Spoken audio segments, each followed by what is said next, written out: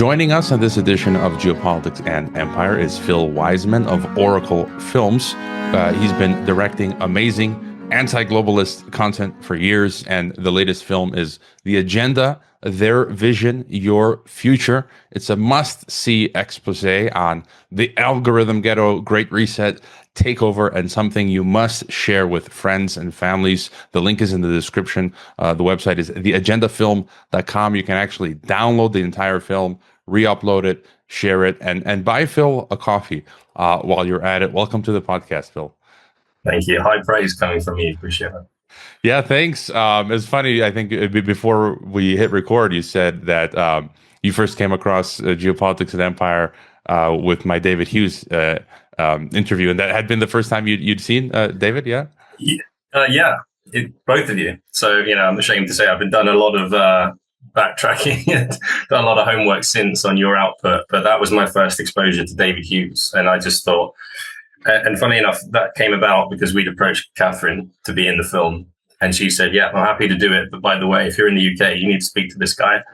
So then our research began and we found you both. And I mean, David was fantastic. He's a great guy. And funny story with Catherine, I think it was like 3 years ago, is coming back from Croatia home to Mexico home. And it was like 6 a.m. in the morning. And I was in Mexico City. It's like at 5 a.m. We're boarding the flight. Somewhere in Mexico, and Catherine Austin Fitz was on my flight. Wow. And just by coincidence. Yeah, and I said, I'm not going to bug her. It's 5 a.m. We're boarding. I said, maybe I'll catch her at the baggage claim. And I did, and we chatted for like 2 minutes before she had to go off. And then I've been on subsequently with her on these Independent Media Alliance panels that we do every month or so. But Oracle Films, I've been following your stuff for years. You guys do fantastic work. And if you want to tell us a bit about, how Oracle Films, how you sort of got into this space. Sure. Well, it kind of not by accident, but prior to 2020, a friend of mine called Liam and myself, we were just working as freelance camera operators and editors. So not doing anything remotely controversial, dipping our toe in alternative media landscape in terms of what we were listening to and watching. And then when COVID happened, it was like, okay, been quite largely apathetic towards geopolitics and politics in general up until that point. But if you weren't paying attention during what happened to COVID, it's like, okay, if not now, then when? Like, we have to figure out what's going on, because what we were being presented with wasn't the truth, right? And so I did a lot of sense making and a lot of listening to people in your space during that time. And by September 2020, Liam and I decided we were going to go to a demonstration because there'd been kind of a growing pushback in the UK, as there was around the world, to the COVID measures and the lockdowns and things. And we thought, well, we're going to go to one of these protests and see what they're like. And I'd never been to a protest in my life. But we thought, well, if we're going to go, we may as well go and film it. So that was the first thing that we did in September 2020. And funny enough, the organizer of that protest is a lady named Fiona Hine, who's an activist in the UK. And the very next week, she'd arranged this big press conference in Berlin. She was involved with a group called the World Doctors Alliance. So just from that one decision of us attending that protest, she saw the coverage that we put together. She's like, I need to take you guys with me to this press conference. So we fell in just by chance and got asked to go and shoot. That was with Dr. Heiko Schoening, Professor Dolores Cahill, and a large gathering of doctors and lawyers that sort of, we helped them with their media output. Again, just kind of a sense of, this is important and people aren't hearing this. And everything ever since then has been quite serendipitous. I don't mean that in a self-indulgent way, but one thing's just led to another. And the more people that we've met and the more people that we've engaged with, I keep saying this is the last one. I'm out after this. This isn't paying any bills. But if the opportunity's there, it's hard to not do something. When you can see what's happening in the world. So, Oracle Films has happened very much by accident, but it's taken us on quite a journey through the madness of the last few years. It's also a regrettable name choice, I should add. It's funny you say that. I mean, I think for a lot of us, it's the same story for perhaps most of us. Geopolitics and empire was a happy accident. I was just a teacher, professor, and I'm like, I want to talk to people like yourself, intellectuals, people trying to find out the truth, and I'm like, the method or the means of doing that is a podcast, or YouTube channel, and here we are over a decade later, and I just want to bring this up. You made me think the camaraderie. Just your thought on, once you get into this space, it's generally very welcoming. I've been able to go to conferences around the U.S. and Mexico. Derek Rose's People's Reset. I've been to Ron Paul conferences, other stuff, and there's this sort of camaraderie, and that's a lot of fun. Just any quick thought on sort of, and it's you're being plugged into this network of people defying H.G. Wells' New World Order. H.G. Wells a century ago said many people will die fighting the new world order. Just any thoughts on this camaraderie? Yeah, it's been incredible. Like, by and large, everybody has just been so welcoming and appreciative of what we've done, and doors have just opened for us. It feels like it's happened by accident, but I think you're right. It's by and large a very good group of well-intentioned people that are doing this for the right reasons, and yeah, I guess that's how it's been for us.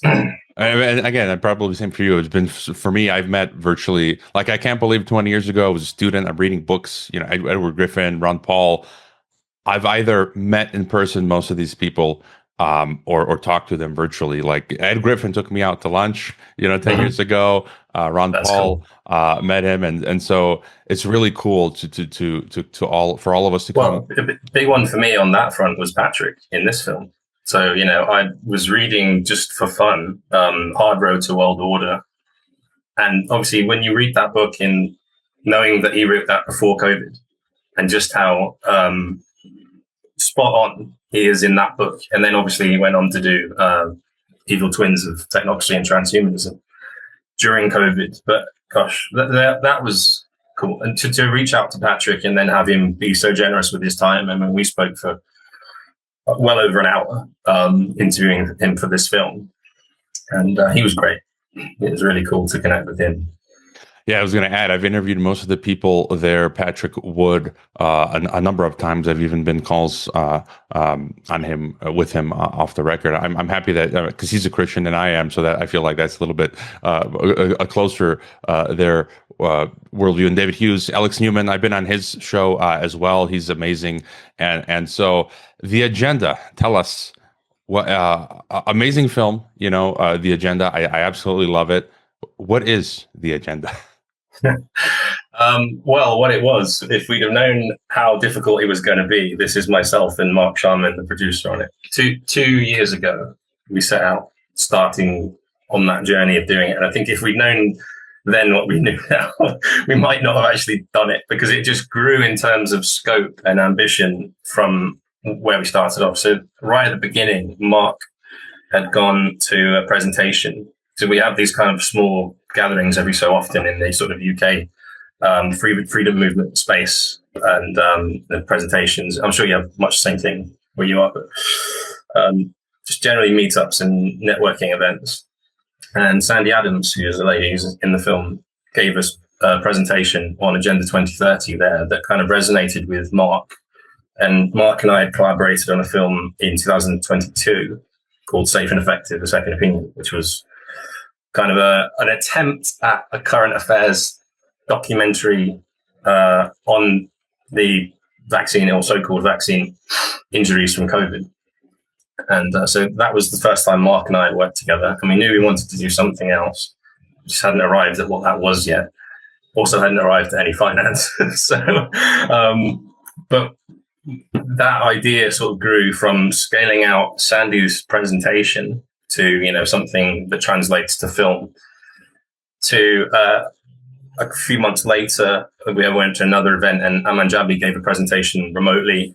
And a lot of that, obviously we sent a camera guy out to Montana to film with them for the agenda. But that was my first exposure to Amanjabi, and it blew my mind because a lot of that content is in the film. When you learn about these ideas, like your audience will be aware of a lot of the content of the agenda, right? I should add, but it was an attempt to package this in a way that is accessible to somebody who might not have come across this information before, and in a way that can help them make sense of it and see the bigger picture. And I hope we were successful in that. So, I should say to your audience, it might not be new information, but hopefully it's a new way of presenting it to the world. I do have a portion of listenership that are what would be the most diplomatic way to say a bit of the liberal globalists. I'll have on a liberal guest, an academic or geopolitical expert. They'll come on a Geopolitics and Empire, and then they'll get hit in the face with an episode that it's like, they consider tinfoil hat. So we do still. Oh, that's me. Right. Yeah. And so they don't realize what they're getting into. And then they'll leave a 1-star review or something like that. But so there are people here that listen to the podcast that don't fully understand what we're up against. And, Amanjabi, I'd messaged with him a few years back. And I never followed through because I think those were my TNT radio days where I was doing a live show, multiple live shows every day. I'm like, I'll throw out an interview request. If someone doesn't respond and confirm immediately, I'm just, going on to the next one. So I'll have to get him back on. He does amazing work. And Sandy is Adams, right? Sandy Adams, yeah. Yeah, I've been aware of her stuff, and I've been meaning to eventually get her on. She's connected with UK Column now. Yeah, I think who are also doing really good work. I'd say like potentially the benchmark for regular output as far as the UK goes in the alternative media space, from my point of view. And their research is great. Yeah, I've had Alex Thompson of a UK column on. I've been on Ben Rubin's Pattern podcast as well. And one thing you mentioned before digging further into the agenda, if you could tell me, the importance of when we get this information out of being, what's the word? Maybe couth, like presenting it high quality, concise, with impeccable facts and sources, because sometimes I have listeners, forgive me, some listeners that are a little too schizo or paranoid, and then they'll find this ranting lady on some random BitChute channel who's not wearing a shirt and is just mumbling different facts. It's just kind of like, look, this is not a good source. You can't send this to your friends or family. You're gonna confirm their preconceived notion of this is wacky conspiracy stuff. So I think we have to be very couth in our presentation. Any thought there? Yeah, absolutely. I mean, Mark and I certainly didn't embark on this process to entertain people that already know this stuff. You're attempting to make a case to somebody who, quite frankly, doesn't want to hear it, because the agenda, we've got a lot of compliments on it, but one thing it's probably not is an enjoyable watch. It paints quite a dark picture of the future that's been mapped out for us by globalist interests over, in the film, we're talking decades, because we're coming back to the Club of Rome and, Rockefeller Brothers era. But, you and I know it goes back further than that, a century or more. But that presentation style, I think, is important. And that's one thing that I have to offer. I mean, I'm not a journalist by trade. I'm a camera guy and an editor. So the one thing I know how to do is shoot, and I can edit and I can produce stuff that, to a broadcast standard or to a high standard, I think. But that was my kind of contribution, or I suppose what Oracle has added to this space. It's giving a platform to people, that I feel deserve it. And hopefully we've done that with the agenda and given a wider exposure to people like David Hughes and Patrick Wood. And I hope now it's almost like a taster of what their output has been, that more people, there's a huge influx of people looking to those people and looking at the information and looking deeper into a lot of the ideas and the themes that we touch on in the film. And not only looking to those people, but they themselves becoming men in the arena, to take from right. Teddy Roosevelt's quote. no one's perfect. We're all good, bad, and ugly. But Teddy Roosevelt, had did some really cool stuff, and I like his. I follow Art of Manliness, and so The Man in the Arena, and so not just follow the Patrick Woods and David Hughes, but also for people something that they're good at, or maybe they've researched something for them to write a book, podcast, to become activists or something like that. I did want to ask you then, I guess, getting into the agenda then. There's so many things there, and by the way, it was well produced, so it's very, very well put together, produced. It could have been something it's like BBC quality. And when I saw it, I'm like, you guys summed up everything. Like I can just quit Geopolitics and Empire and go go to some village and farm. But in many ways, it feels like we're moving towards the final solution, the final revolution. As Aldous Huxley talks about, and for me. I always say, for me, my biggest fear. I mean, I sum everything up to we're moving towards this totalitarian world state. World government is the end game. It's totalitarian. They've been writing about it for years. The Bible refers to it in prophecy.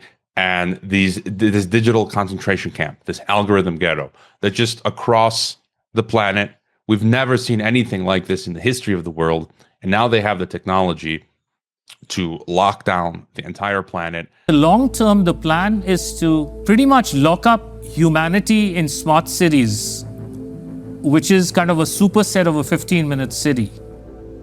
They've sold all the state and local governments and countries that smart cities are about sustainability and the good of the city.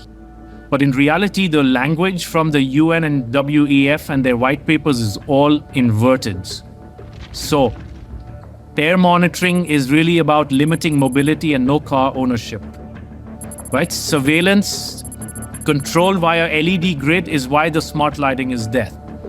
Water management is about water rationing. Noise pollution is about speech surveillance. Traffic monitoring is about limiting mobility. And then, of course, energy conservation is all about rationing heat, electricity, and gasoline. Another concept one should be familiar with is called geofencing, and think of it as an invisible fence around you, where you cannot go beyond a certain point, and that will be related to your face recognition, digital identity, and access control. Your smart contracts, SoftBrick can turn off your digital currency beyond a certain point from your house. Our world has been turned into a digital panopticon. That means you can be monitored, analyzed, managed, and monetized. And the first shots were fired. I mean, as you said, this has been going on for a long time, but I think really with the last few decades and then the 2020 event, that was like the first call, right? Before a theater play starts, it's like, first call. And then pretty soon it's going to be like, okay, it's second call. And then third call, and then the curtains open, and then we're screwed, And so my biggest fear is this 15. I live in a 15-minute city. Like I was shocked to discover 5 years ago. I've told this story over and over again. I've been living in Guadalajara, Mexico.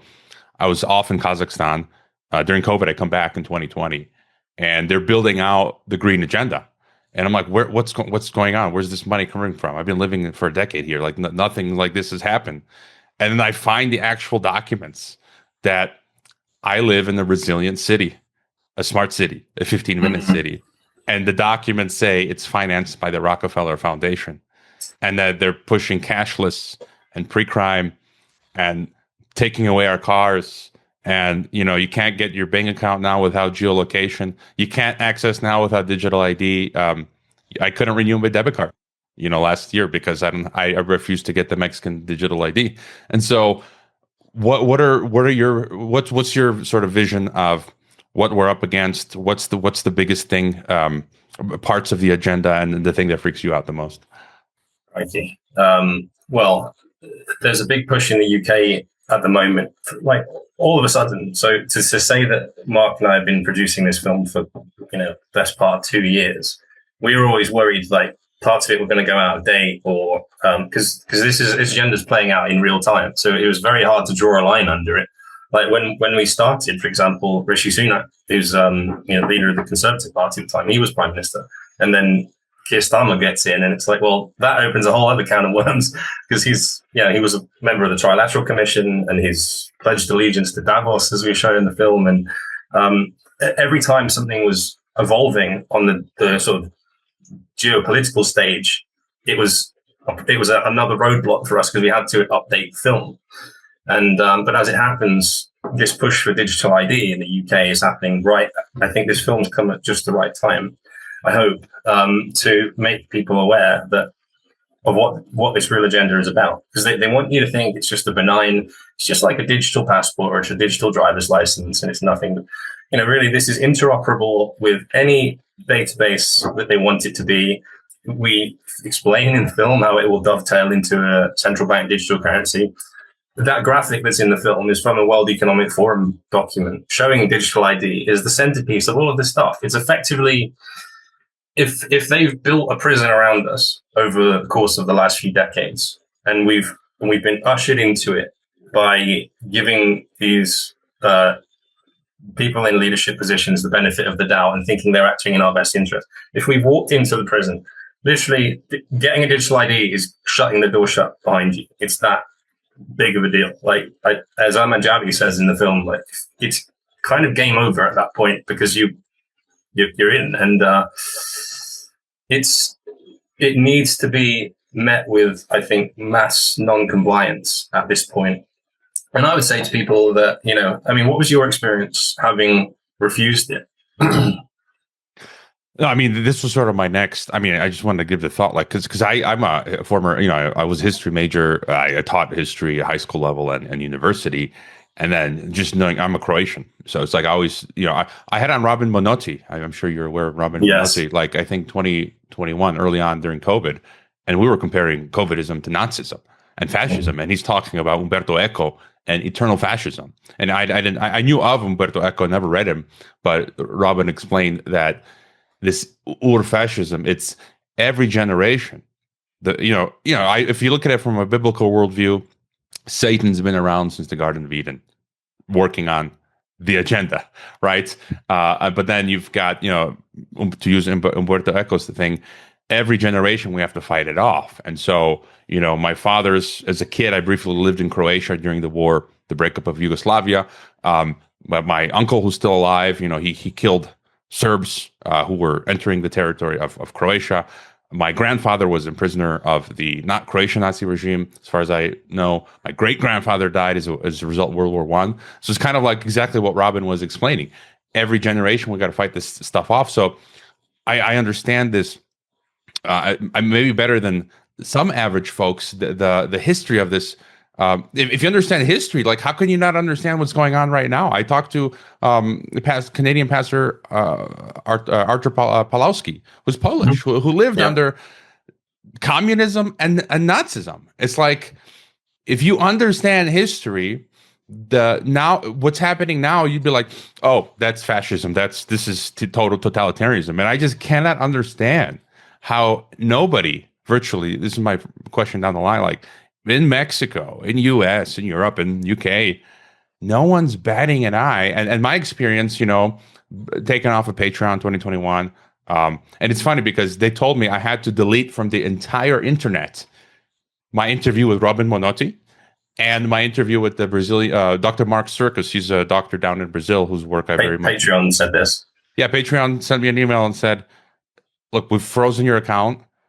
If you don't delete these interviews from the entire internet, from your website, from YouTube, from Apple, from Spotify, we're going to terminate your account. And I said, go ahead, make my day, And then they sent a second email. They were like, so have you deleted them yet? And I'm like, and my first response, I'm like, did you guys not understand my first response? Like, do you want me to delete the Patreon account for you?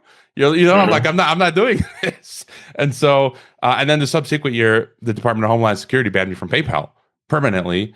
And that's the same thing. Yeah, that's affecting my ability to make money. I know other podcasters. There's still ways around that for now. But and then the not be able to renew my debit card because up until now you could use official government ID, my passports, to renew my debit card. And last year was the first time they said, oh, no, not anymore. The Mexican government wants only for you to use your Mexican voter ID. I became a Mexican, but I never took out my Mexican voter ID. And that was the same week. You guys allude to this in the agenda, the Summit for the Future, I think, last year. Yeah. That when Reclaim the Net reported, the UN wants you to link your bank account to your digital ID. And just as I was renewing my expired debit card, they're like, no, we can only renew it, with the Mexican digital ID, because it's the fullest, it's the Mexican voter ID has the most complete identification, and they take your biometrics. And so I think it's the same with the Resilient City, it's the UN and WEF and all them telling the Mexican government, the nations, this is the plan, and then the Mexican government telling the banks, and who are telling us, no, this is the way you're going to do it. So there's still loopholes for now. I just discovered you don't even need a debit card now. You can just use your phone to take out cash. Mm-hmm.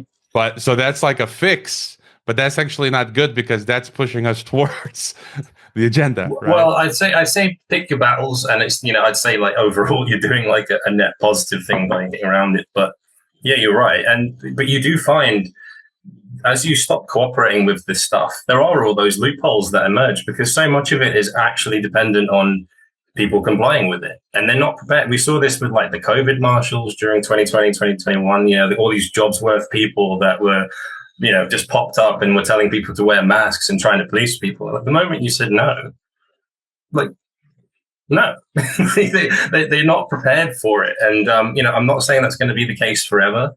But, it's whilst we have the opportunity to do that, and do that in as many a number as we can, we need to do that to stop cooperating with it. Because what's enabled this agenda for so long is that they've sort of manufactured the consent of people, to borrow a phrase.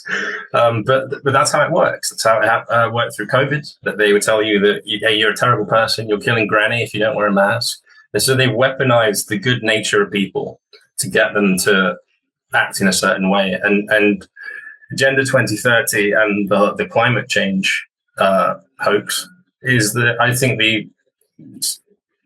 the one of the biggest examples of that we need you to believe that your very existence, like your want for things, your consumption habits, you're destroying the planet. And you need to allow us, for the good of the community, right? There's this collectivist mindset. You need to allow us to police that for the good of everybody else. And it's collectivism at the heart of it. But yes, as for what we do in the short term, if you can see it, that's step one, because I don't think you can solve a problem on a personal level or on a global level if you don't first accept that there is one, which I hope the agenda is going to help people realize that, like the scale of the problem and how all of these seemingly disparate things are actually being enabled if you go far enough up, but from the same place or by the same forces.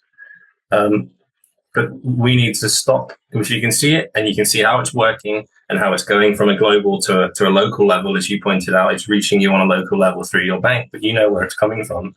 Stop cooperating with it and find loopholes. And if those loopholes aren't there, find parallel systems. I mean, Derek Rose, who you mentioned earlier, is very good on that and about building the systems outside of this. I think that's very necessary, and network with like-minded people in your area. And as much as you can, once you see what the plan is, move in the opposite direction. I think that is the first biggest step. And as you said, I think we have to, lately I've just become, we have to become firmly aggressively, but politely not complying. So I don't think you never want to be the guy that goes crazy and is shouting. That just, no, but what happened, just recent examples when, now when I go to the supermarkets in Mexico, it's all over the place. Like at the convenience store, supermarkets, they ask you for your mobile number to buy bread and to get cash back and to download the app. And, I'm checking out, buying bread or whatever, your phone number. And I'm like, no, right. I literally respond like in this way. I'm like, no, like what? And then they'll go, but you get the app, you get cash back. And I'm like, and these people like, they have no idea. You can't explain to them in the the minute that you have that it's a social credit system. I get nothing's for free. They're giving me money because they're taking my purchasing profile and then they're shipping it off to the global brain. Or I went to last year. I went on vacation here in Mexico to the beach or some hotel. And, it's fair enough. You check in, you're going to have some ID. I give them my Mexican driver's license. And she's like, oh, your Mexican voter ID card, like I said earlier, which is the digital ID. And I gave her the license. She's like, tu INE? And I'm like, no. I literally, that's how I respond. And I'm like, and then she backs off. And I'm like, here's my driver's license. Like, what do you want my voting card for? I'm checking into a hotel. I'm not voting. It's just like, so use some of their own logic against them, but be aggressively polite is what, like, firm, because I think, as you said earlier, stand firm. Yeah, because once you sort of standing tall. I remember one time I opted out of the TSA years ago. The nuclear porno scanners, as I call them. Those devices that can take a naked photo of you and they radiate you, and they don't like you doing that. And I opted out, and they intentionally make you wait like 10, 20, 30 minutes while everyone's passing through. And the TSA agent tried to intimidate me. He stood like right in front of me. But the funny thing was, I had my boots on. He was like half my height. And so I'm just standing with my shoulders really up straight like this, and you're like, you trying to intimidate me? No. And so I think that's the kind of attitude we got to have. But anyways, get your further thoughts on, we talked about the 15-minute city, the death zero agenda, as I've been calling it, net zero. And I want to ask you about Airstrip 1, because that's where you're based, Airstrip 1, UK, 1984, George Orwell. You guys seem in many ways, I don't think it's a coincidence that you're ground zero for a lot of this stuff. You've got places like... Ground zero for net zero. for all of this, China's one of the laboratories, but all this stuff came out from the British elite, right? Bentham's Panopticon, all of the eugenicists, the Darwin... Royal Institute for International Affairs, right? All of that, Cecil Rhodes Roundtable, we can go on and on. So it's no surprise that it's all coming out of Airstrip 1, as was called in 1984. And so what is it like by you guys? Because you're having ULEZ, they're trying to make it so if you leave your house with your car, you have to pay every time like 10. And that's already in effect in multiple cities. So in Bristol, which is near where I live, there's something called a clean air zone. So if you enter with a car that's older, a petrol or a diesel car that's older than a certain point, you have to pay just for the privilege of driving in the city. And it's like, so you're allowed to do it, because they're claiming it's for like air quality, which is nonsense, and it isn't supported by science. But you can still do it anyway. You can still pollute, but you have to pay. And that's somehow fighting climate change. And London has a similar thing, which is a ULEZ, ultra low emission zone, which is like £12.50 every single day. Now, I don't live in London, thankfully, but I go there on work often. But imagine if when that came in, you were somebody who was in London like every single day, driving a truck or a van or something, like £12.50 a day, just for the privilege of driving in London. And then if you go in the center of London, there's also a congestion charge.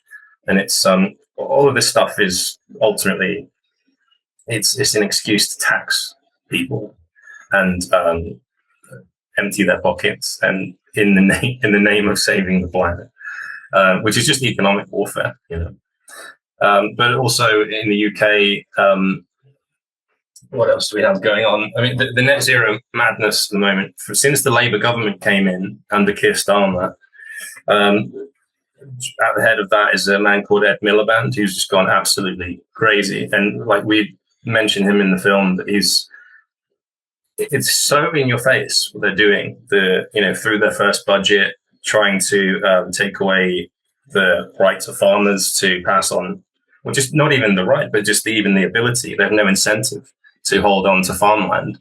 So, all of these aspects that ultimately go back to Agenda 2030, we're seeing being made manifest before our eyes here.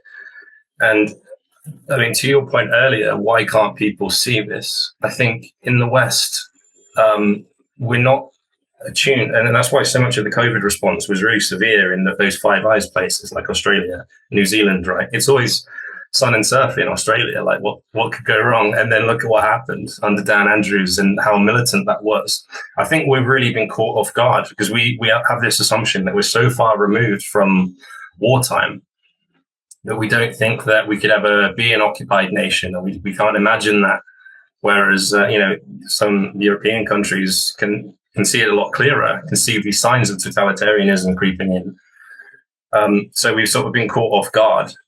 And also, these people operate, as I said, by weaponizing your best interests. When you're dealing with psychopaths, when you're dealing with narcissists, or whatever you want to sort of term them as, you're inclined as an empathetic person to give someone the benefit of the doubt. And people don't like this idea that an institution or, a political leader or mainstream media pundit or whoever would be acting against their interests.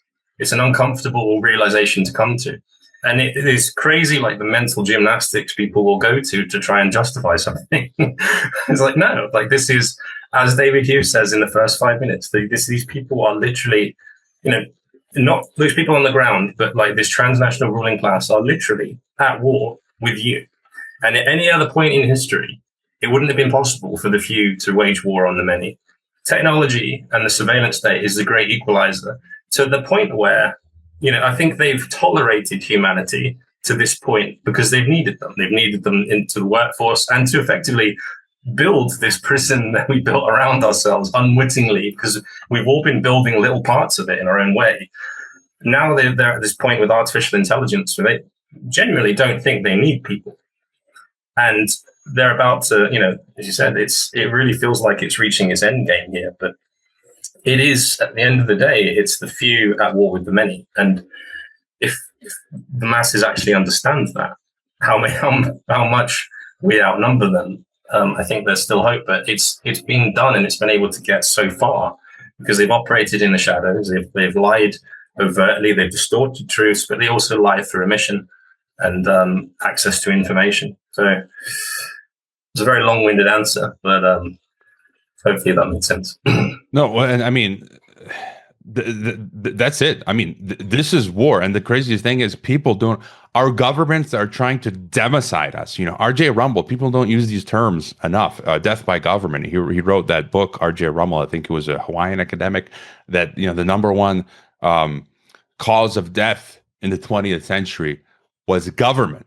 So it's like, people, hello. Like now it's like, I don't trust anything my Mexican government, like any government across the board, whether it's the government, the universities, the corporations, the businesses. No, I don't trust anything you will ever say. You tried to kill me. I know people my age, family members of my my spouse, who dropped dead my age from what they were trying to force to give us. And it's just like an old lady in our church in 2020, her kids pressured her to take the medical miracle, and 2 weeks later she's dead. And so it's just kind of like they're literally trying to kill us, as you say. And again, it's again, history. Like I just another example. I'm here in Mexico. There's a great film starring Andy Garcia, Guerra Cristera, I think for Greater Glory. How just a century ago, here where I'm standing in Mexico, and it's openly, this is not conspiracy talk. It was a Masonic Marxist Mexican government that systematically went about exterminating Catholic Christians. It's like, that's just a century ago. Like that could happen again tomorrow. That's the thing. People don't understand. Like in Croatia, we had a war 30 years ago. Like that can happen tomorrow. That's the thing people don't understand. When I was in Russia in 2017, we're talking to Russians, elderly Russians. Some of them were crying, because we were a group of Americans promoting peace, and they were talking about World War II, and they were crying, and they talked about the collapse of the Soviet Union. No one had any idea that tomorrow the Soviet Union would collapse. And that led to the deaths of many Russians, right, as a result of that. But I'm going on a little rant here. Where am I going? And by the way, I just watched this film. I'm not sure if you're aware of it. Humane. It was put out by, David Cronenberg, who did Scanners, I think, and Videodrome with James Woods. His daughter made Humane last year, and I sat down to watch it. and it blew just unbelievable. It's a future world where the war, they talk about enlisting, but it's enlisting to kill yourself, euthanasia, because they're fighting Right. the war on overpopulation. And there's people signing up, they get $250,000, and then they have these teams that come to the house to take you out. And I feel Sounds like a documentary. no, but I feel like I honestly, like, this is no joke. Just your thought. If you've seen that film, and I think they're going to try to actually implement something like that. Absolutely. Yeah, no doubt. I haven't seen it. I mean, I used to watch films and enjoy films a lot before 2020. You know, I was a huge cinema fan, and, you know, I kind of grew up loving and appreciating filmmaking. Since 2020, like, the real world is like way more interesting.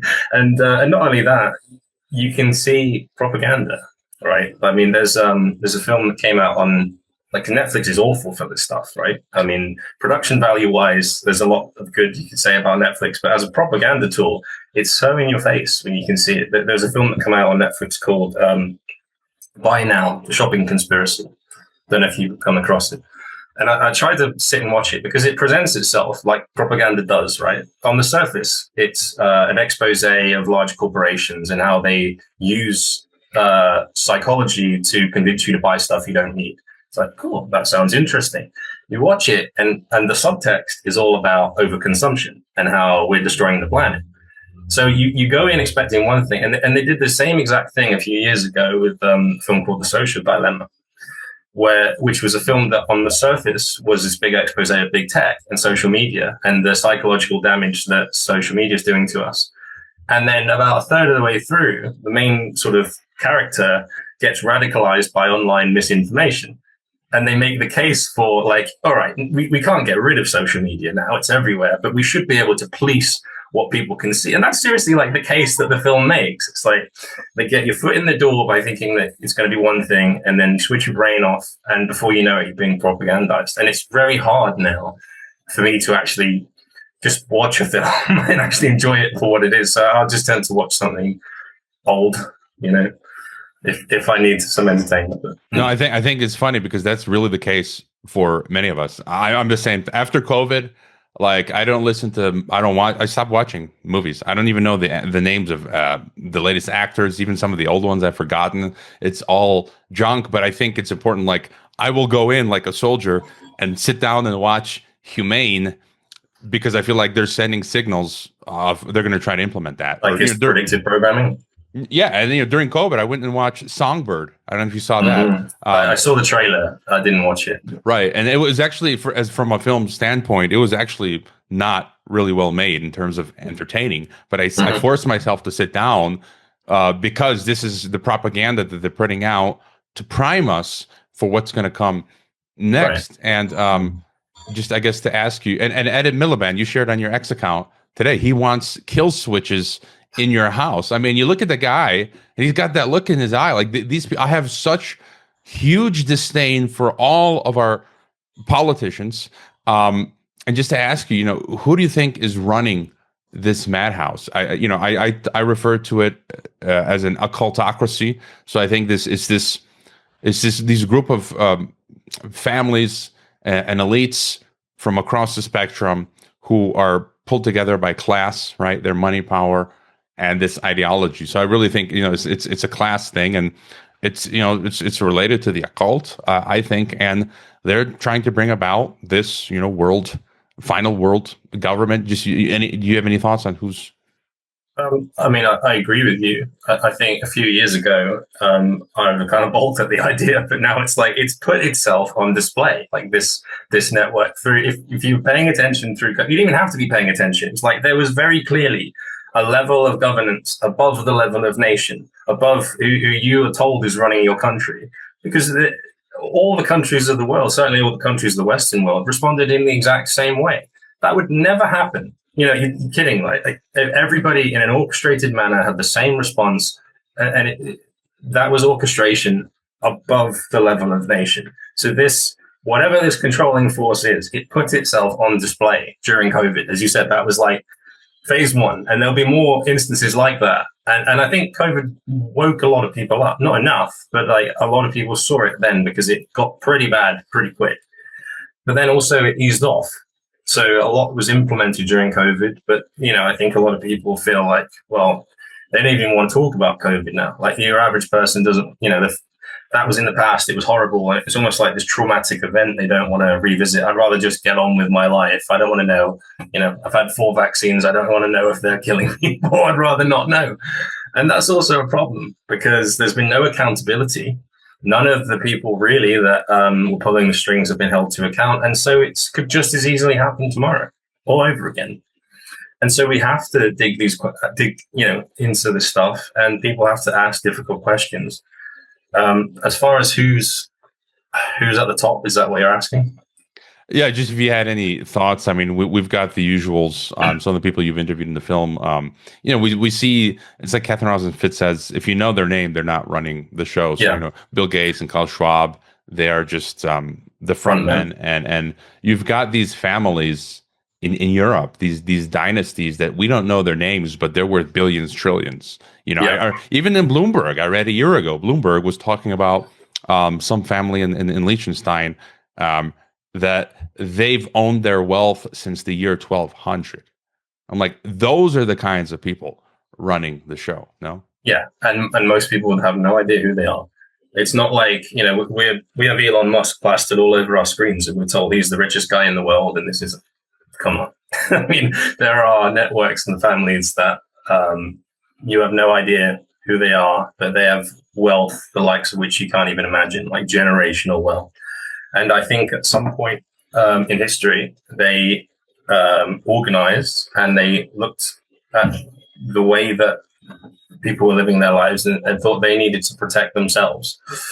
They needed to put in place a plan through which they could keep hold of their wealth or keep it within their circle. And because ultimately, I think they see themselves as entitled to do that, like stewards of the earth. I think on some level, they genuinely believe they know what's best. And they'll take Darwinism, for example.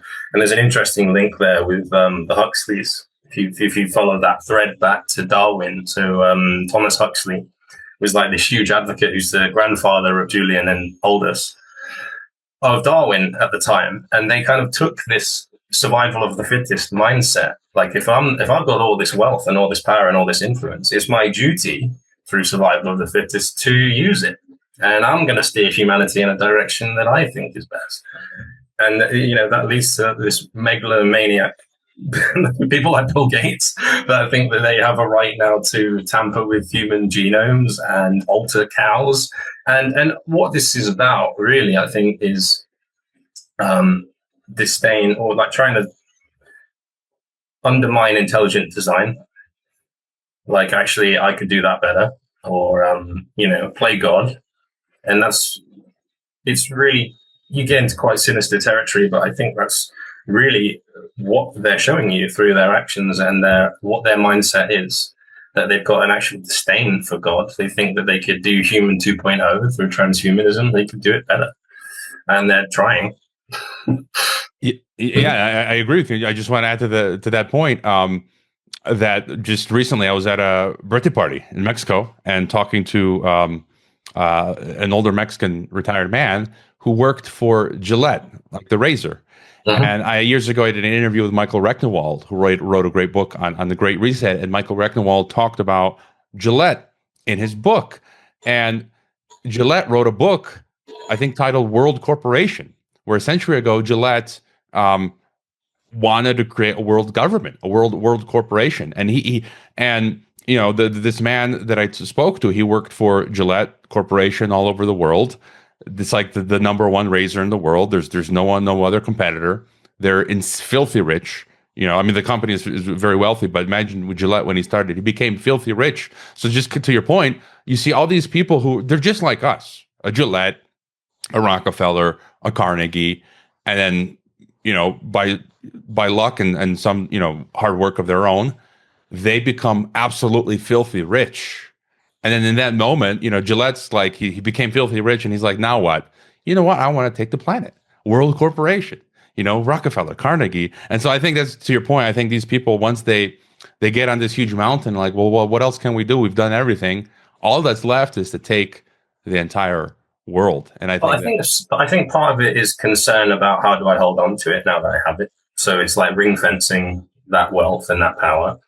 But also, that's what people can't get their head around, and why I think it's so hard for people to believe that this is actually happening. It's like, why would they do that? You've got all the money in the world, you can have anything you like, but you're going to try and use it for this immense power grab. And unfortunately, the answer to that is yeah. Like, there are people like that in the world that have a lust for control over people. And if they feel like they have an entitlement to do it and they know what's best, they're going to do it. That's the mindset that I think is running the world. And to your point, I think it doesn't stop in the physical. I think it's a spiritual battle as much as anything else. Ultimately, I think it's spiritual. And to your earlier point, at some point, they have to deploy the program and come out in the open. There's no, as you said, they've been building it quietly in the background for a while, but at some point you got to open the curtain and be like, okay, guys, we're putting you in the 15-minute cities. We're taking away your cars. They just have to. I was listening to, I think, your interview on Sonia Polton's program. Was it you or the producer, Mark? I think you said, talking about how it's a more brave new world. It's an inverse. They have to sell us. That's why most people around us, they buy into it. And some of them really drink the Kool-Aid, like they really believe it, and they really believe in implementing thought crime and things like this. Let me ask you, what did it take to produce the film, and did you ever have any pushback or serious troubles from producing Oracle Films staff or the agenda? And I just imagine it took a lot of your time. You don't get paid for it, and so time that you could otherwise spend recovering from your daily work or spending with your family, you're editing and all that sort of stuff. Yeah, absolutely. So there's a few questions in there. So what did it take? I mean, best part of, I say nearly 2 years. That's not like constant work. As I say, I'm literally scheduling that around paid work, family time, and, I'm trying to live a life. But from the moment of like the idea to it coming out last week, has effectively been the best part of a 2-year journey. And it's been pretty much self-financed by myself and Mark Sharman. So Mark's paid me out of his own pocket to do the editing and the filming. But like, if you look in the credits of the film, that's everybody that has been involved with it. So, I had this amazing sound engineer who reached out to me a few years ago, and he's literally like top of his field, like, mixing stuff for Netflix, but he was fully supportive of what we were doing at Oracle. Same with the colorist who worked on this film. She's literally coloring Academy Award level stuff in Croatia. Like, she's incredible. But she reached out and, we paid these people nothing like what they should have been getting paid, but have enabled us to do stuff to a high standard. And that's really quite humbling. And you get people like that appreciate what we've done. Say, hey, I see what you're doing. How can I help? And we've had a lot of that, which has been really nice. I mean, the camera guy who filmed with Manjabi, for example, is a camera operator in America, because we couldn't afford to fly over and film with him, but we were able to pay him to do it. And, all these kind of connections. As far as pushback that we've had, so within 3 months of us starting this, we had the BBC knocking at our door. So we put out a film called, a film's probably an overstatement, but it was a video called Ask the Experts. And by that time, by December of 2020, we had enough of it. We knew a lot of people within this space, and we had a network of doctors and scientists that I just pitched this little brief to. I sent out a little PDF, and I was like, hey, vaccine rollout's about to start in the UK in the first week of December. Would you mind just giving me like a 2-minute statement on the safety and efficacy of this thing?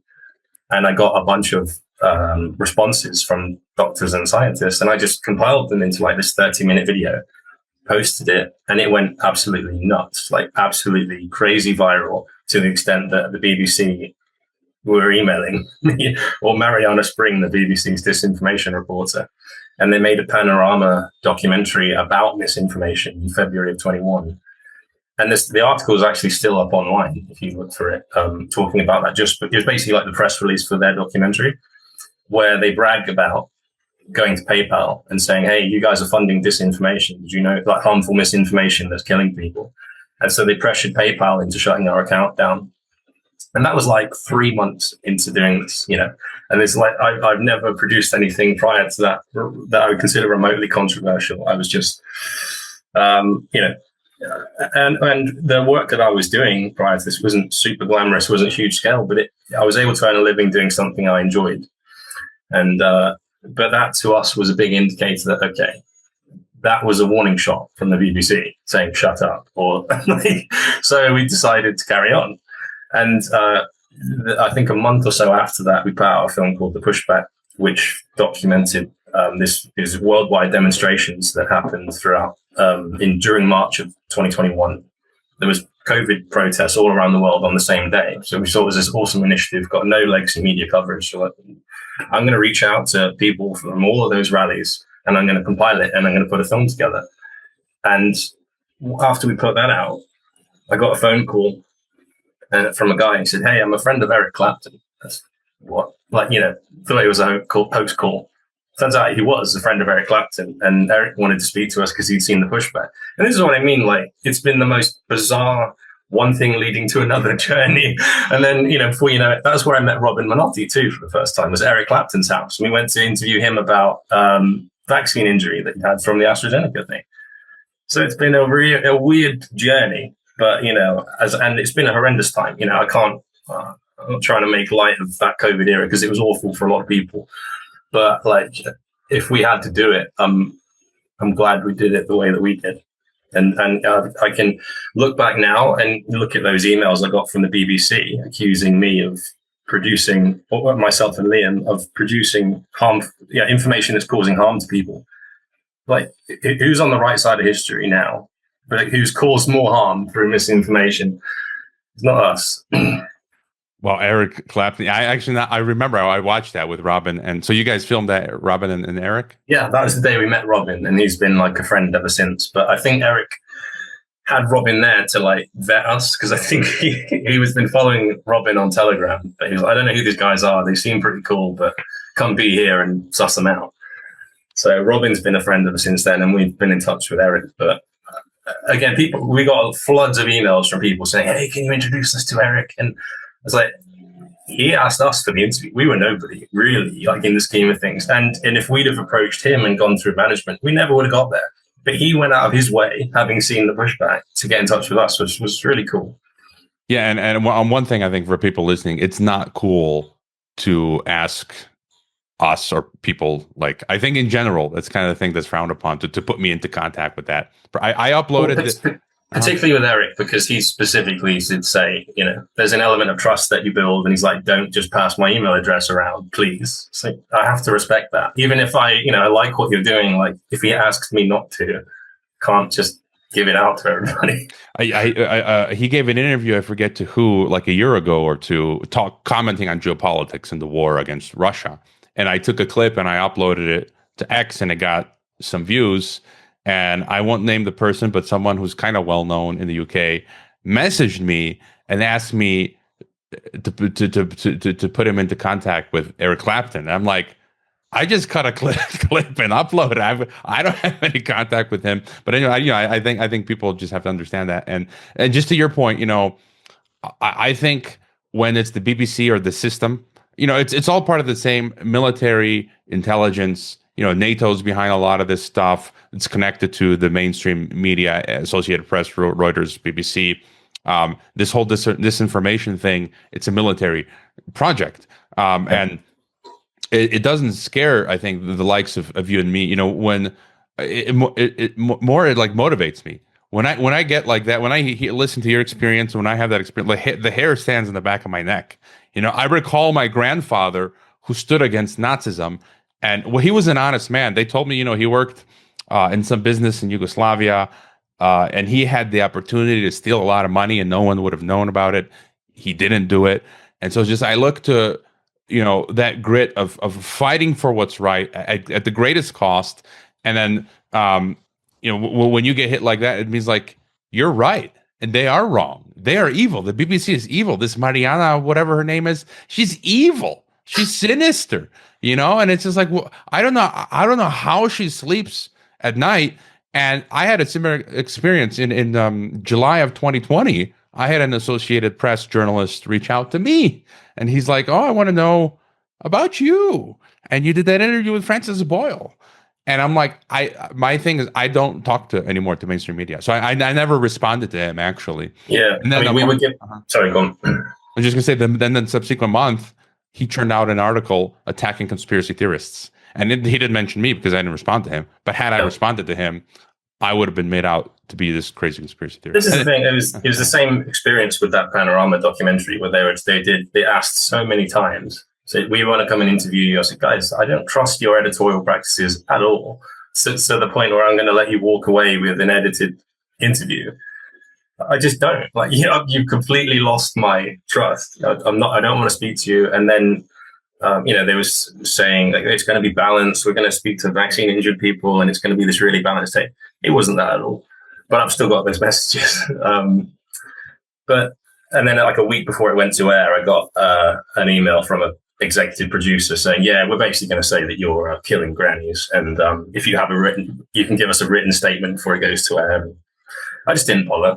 I guess I could have exercised the right to reply, but to your point, Liz, what's the point? They're not going to give you a balanced state. They've already made their mind up. They already decided it's an attack, right? And it's an intimidation tactic. It doesn't work, but that's what they're trying to do.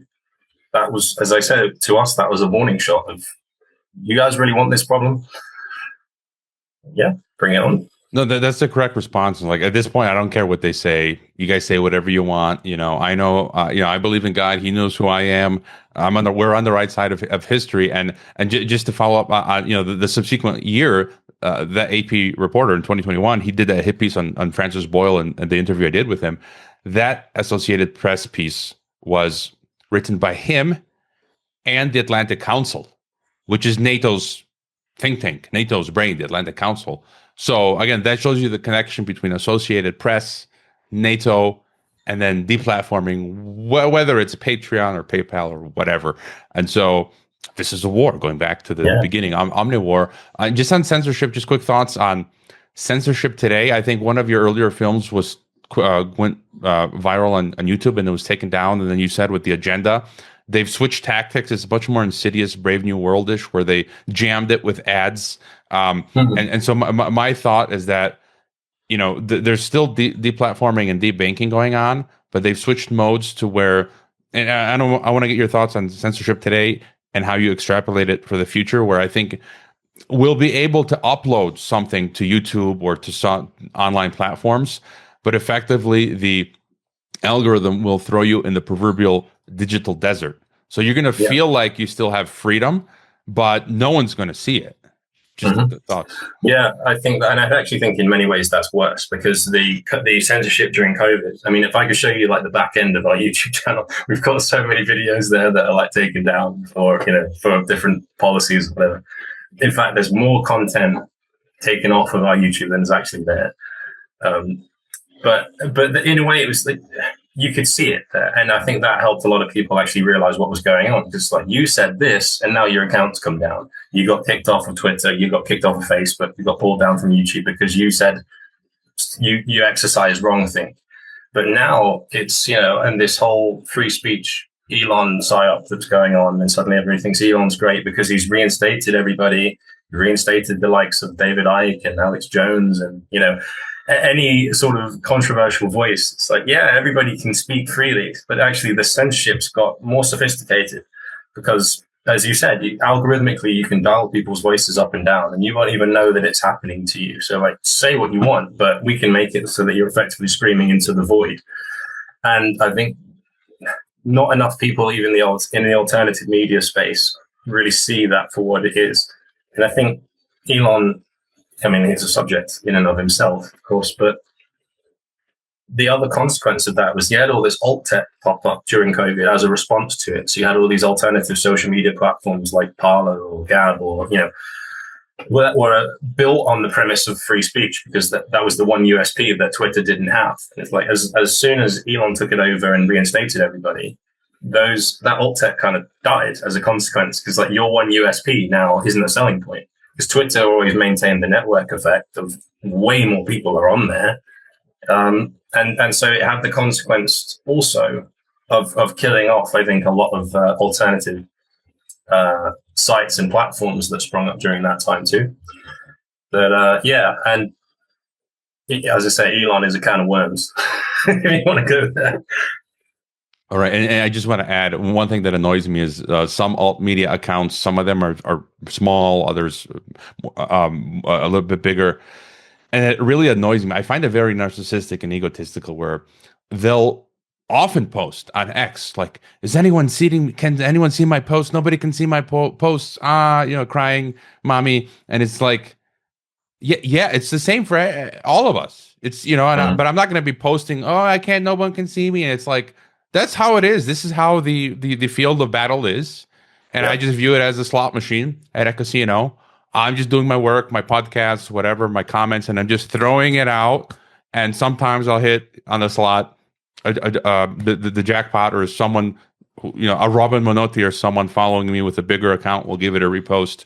And okay, but that's just how it is. There's no use crying about it. It's very, very egotistical. Stop saying, "Oh, nobody can see me." Yeah, we're all, it's the same for all of us. And right. I guess to close out slowly, you already said what can we do? Not comply.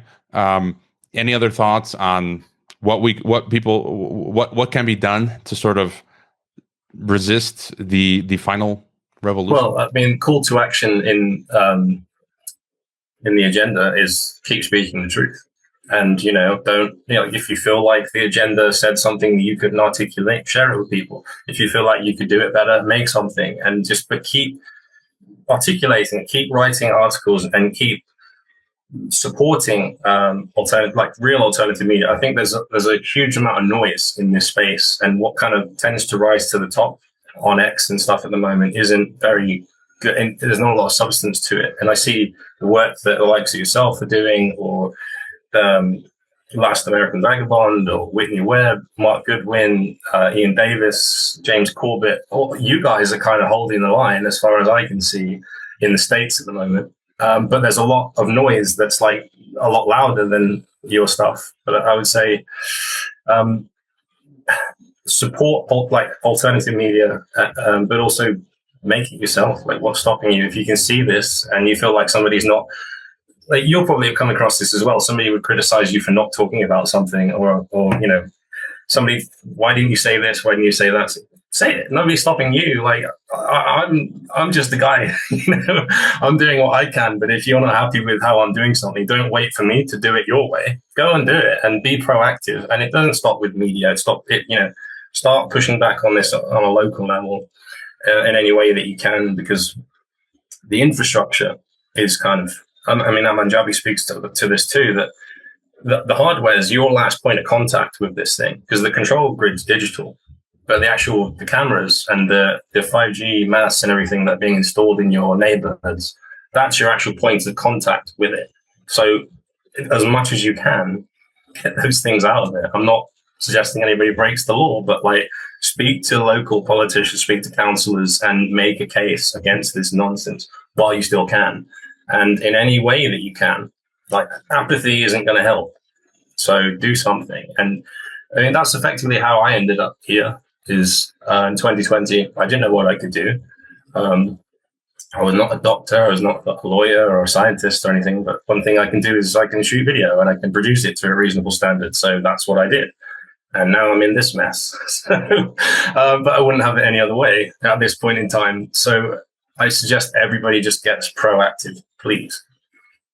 You just won yourself a front row seat in the algorithm ghetto. You've lost I don't know how many social credit points. And to your earlier point, this is really annoying. Someone we do a monthly roundtable with Parallel Mike and Monica Perez, cognitive dissidents, and someone left comments that says, like, out of nowhere, we're talking about Palantir and the economy, and someone says, "Wow, totally ignored the stuff from Ben Davidson." I'm like, amazing, no one will talk about this. Disappointing. I'm like, who is Ben? I don't know who he is. I don't care. And it's just kind of like you said, like, all of us have limited bandwidth. There's people who focus on geopolitics and war. There's people who focus on economy. There's people who focus on. My biggest thing is globalism, world government, and the oligarchy. That's my biggest concern from a biblical perspective. You go start your blog, please. Start your Substack, start your Telegram channel, and start telling us about these different people. And and that's the other thing. I take the biblical approach. It's that's more humble, that we're all on the level. I don't like following any gurus. I don't like to assign too much. Yes. Mike Eden's great, but he's just a man like me. I'm not gonna fawn over anybody. At the end of the Italian proverb, at the end of the game, both the king and the pawn go in the same box. So to speak, the grave. And so one other question. One thing I think is important is I'm a bit more doom-pilled, cyanide-pilled to take from Legal Man, one of my past guests who's done Jones Plantation and Barnum documentary, is I think this is going to progress. And so then how do you survive within the agenda? And so I'm just thinking, having a strong local community, farm, somewhere where you can get food and water, farmers markets. Do you have any thoughts on sort of how to survive the digital concentration camp?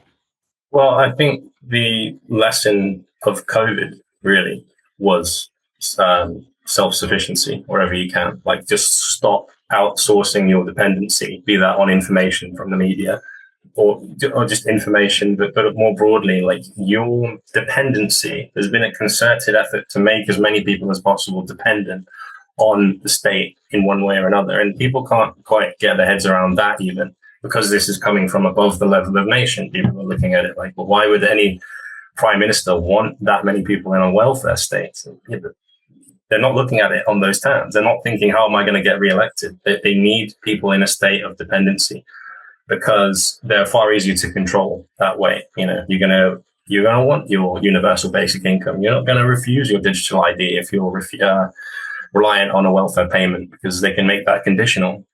But if you can see that they're going to make these things conditional, get ahead of the curve and think, okay, stop relying on the government for those things. Stop relying on people that basically go high enough up this ladder, want you dead. Like, why are you trusting them with these elements of your life? And as much as you can, build communities, get to know local farmers, and make yourself as self-sufficient as you can, I guess, would be my advice. And one more thing, is it still worth it spending so much time, energy, money defying the Antichrist? I sometimes consider not doing geopolitics and empire full time anymore, and I could be doing other things to make more money than I currently am. But then sometimes I fall back to, there's a drive in me that won't let me take the blue pill and just go relax on the Adriatic and go back to living a trivial life. And just any thoughts on the future of Oracle Films? Well, I think I said to you earlier, Mark and I did approach this like this might be it. Partially because I don't know how much clearer I can make it. Like, if you can't see it, then I don't know what else I can do as an individual. But it's hard to know at this stage. I've got a lot of family time and things, I need to prioritize after the promotion for this is done. But I'm with you. Like, one day I can feel like, all right, I think I've done enough, and I can focus on fortifying ourselves against what's coming down the pipeline. But then equally, it's like, I'm in a position to do something. And when that something presents itself, it's pretty hard to say no. For the reasons that you've said. Like, you're in the position that you are for a reason. All right, very good. If people haven't, for some strange reason, seen the movie The Agenda, go to theagendafilm.com. Do buy a coffee. I'm actually going to buy you a coffee, Phil. Where are the best places to watch the film, to support Oracle?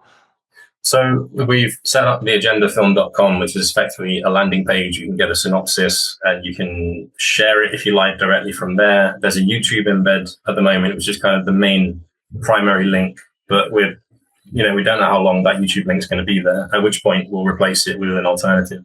But there's also an option to download the film. So the film's been downloaded over 2,000 times now, which is pretty cool because then that's decentralized distribution. I don't know where they're going. I don't know where those files are going, but hopefully somewhere. And, it's been necessary. I think if you're heading into an algorithmic world and a world that's governed through AI and smart contracts, part of that relies on predictability. And if we can do something from our point of view that's from an AI's perspective is against our self-interest, like why would I not put that film behind a paywall? Why would I make it available for free? It's like, because fuck you, that's why. And, it's because it needs to get out there. And that's why we've done it. But if you're in a position to support it, then there's a donation link at theagendafilm.com. We're on X, we're on Telegram, we're on YouTube for the time being, and we're on Rumble. So, our stuff's out there. I need to go back through our back catalogue and update. I think there's a lot of stuff that's not represented across different channels. But, that's where we are. All right, Phil. Well, thank you for making the film, for coming on Geopolitics and Empire, and I guess I'll see you in the algorithm ghetto. Pleasure, man. Thanks for the time.